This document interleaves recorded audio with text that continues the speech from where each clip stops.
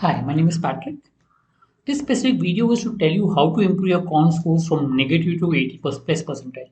I have had students who have done that, who were scoring negative marks in quant but managed to score 80 plus percentile in the section in the exam.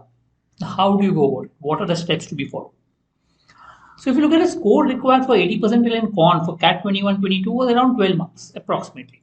Here and there.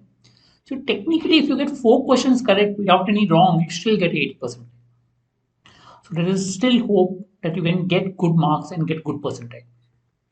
So if you look at a CAT paper, 22 at least, 22 questions, there are 8 to 9 questions on arithmetic, 7 to 8 questions on algebra, 3 to 4 questions on geometry, 1 to 2 on modern maths, and 1 question on number system. So if you look at algebra and arithmetic, took most of the questions, around 16 questions on these topics out of 22.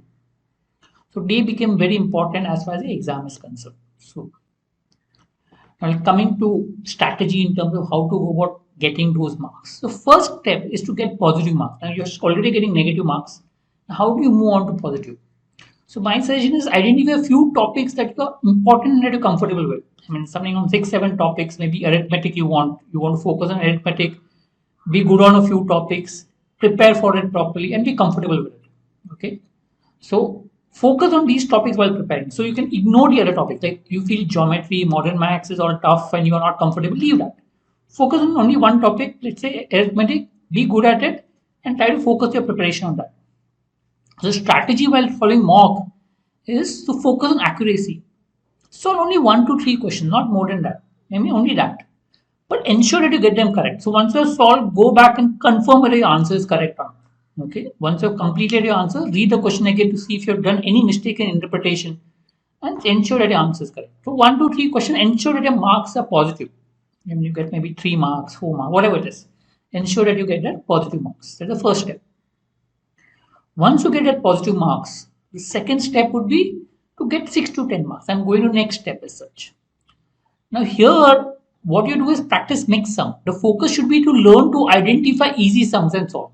So that means I should be able to identify 5 relatively easy questions among the 22 questions. Okay. And from that, get 2 to 4 questions correct. Solve those and get 2 to 4 questions correct. Maybe only solve 2 questions and get them correct. It will get you 6 marks. Maybe I'll solve 4 and get 1 wrong. I'll still get 6 to 10 marks. Okay.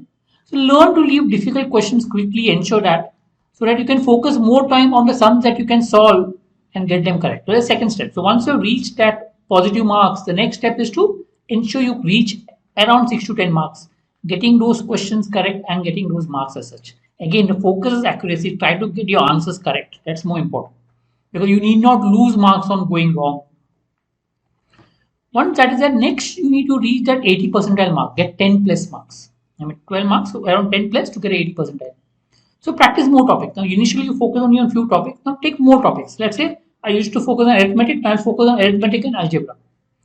Okay, leave out a difficult topic. So if you feel like, oh, number systems is difficult, geometry is difficult, leave them out. Okay, focus on topics you're comfortable with.